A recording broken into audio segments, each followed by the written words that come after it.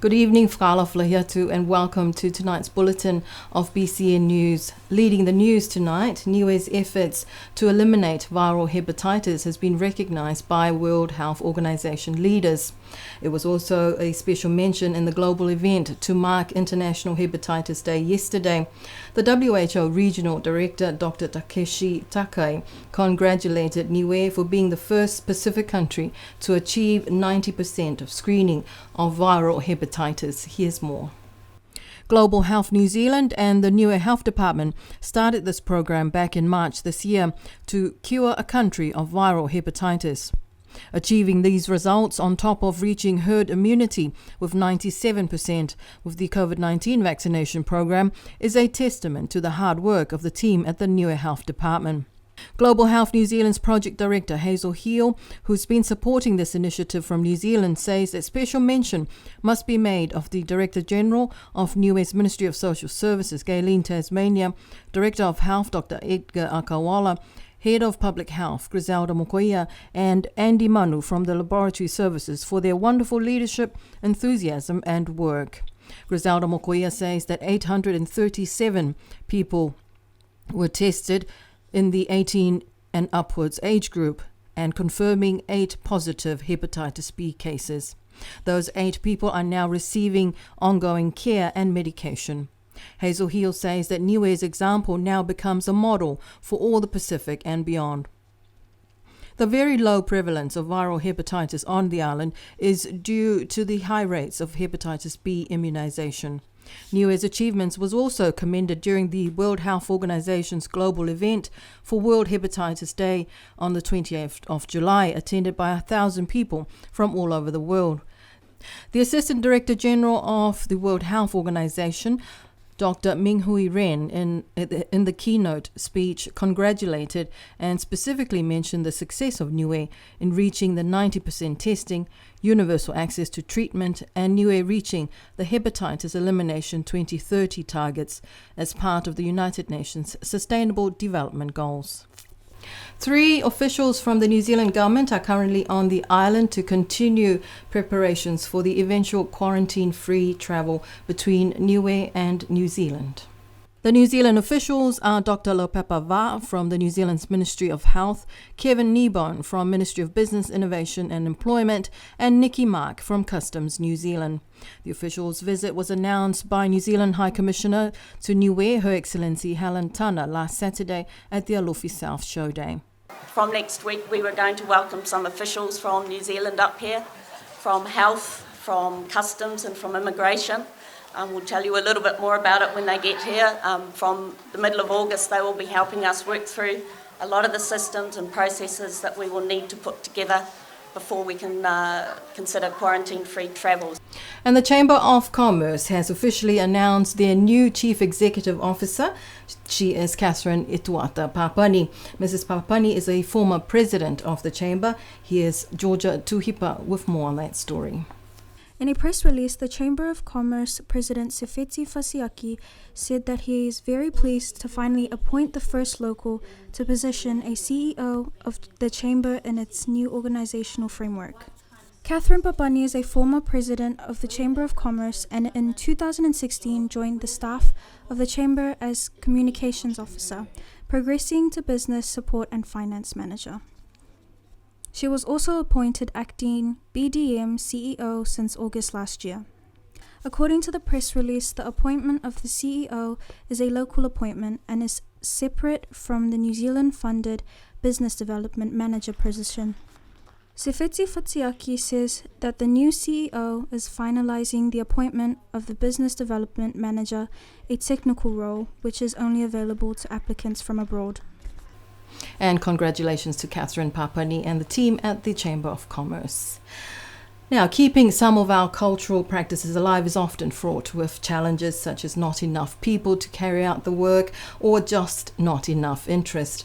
But the young people and the elders of Hakupu decided to bring back one such cultural practice, the making of the Umu Making. This is part of the school holiday program. Our intern Georgia Tuhipa went along to check out the making of the Umu Making. The Hakupu village has taken the school holidays program to a new level by introducing their young people to the making of the umusi, arguably the hardest of umu making, which is why it's rarely ever done. I asked Brad Etuata why the making of the umusi is so important.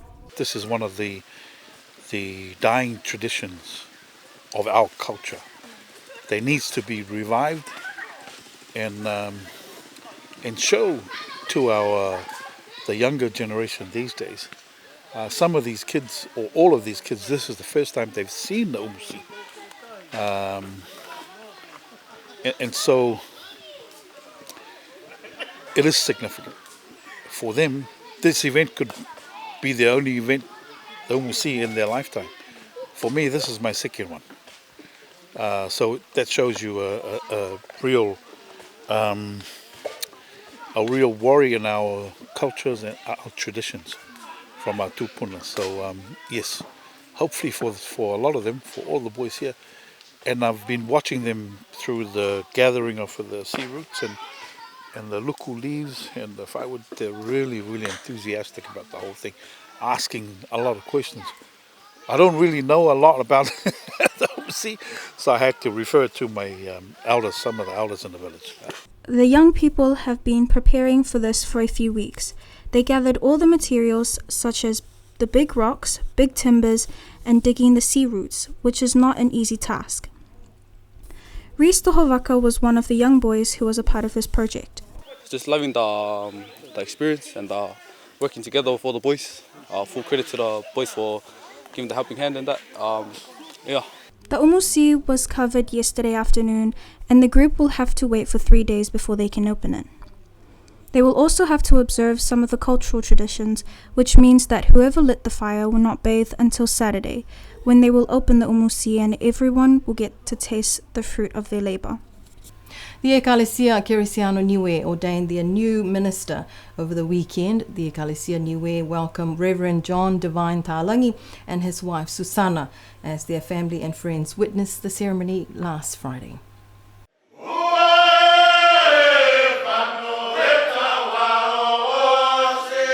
The ordination ceremony was held at the Centennial Church and officiated by the president of the Ecalicia Niue, Reverend Nuka Dewevihi. Reverend John Divine Talangi and his wife Susanna will continue to serve the Ecalicia congregations around the island, those who are still without a permanent pastor. After the official ceremony, families and friends joined the Ecalicia Kirisiano leaders at the Millennium Hall for a feed. And finally, the folks at Alofi South always manage to impress at their annual show day. Plenty of food and displays, and the entertainment is always a draw card to Halamahanga grounds. Here's more on that story.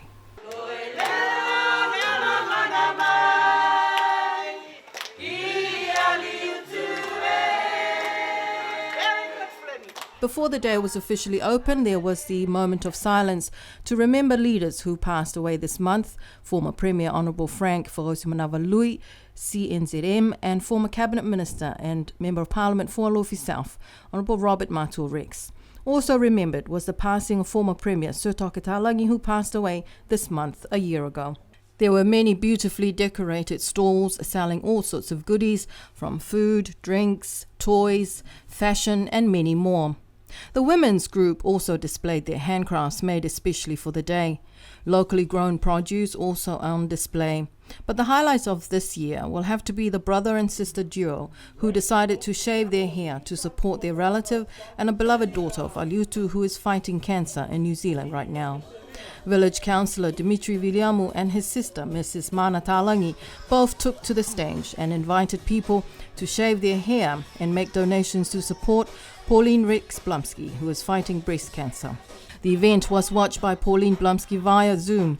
She told BCN News that she and her family were truly moved by this and very emotional watching Dimitri and Mana do this for her. Pauline says that she is very grateful for this loving gesture and for the people who supported their cause. Dimitri told BCN News that the people donated $1,340 that day. For the rest of the day, the performances on stage kept the crowds entertained.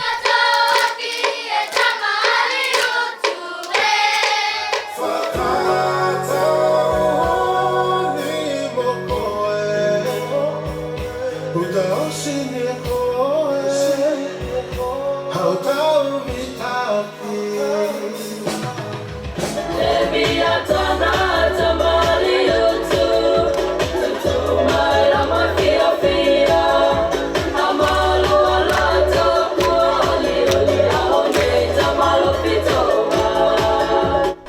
next Village Show Day is for the village of La Kepa.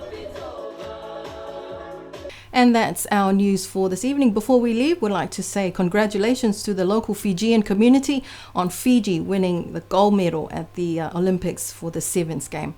Wishing them all the very best as they head back home to their country.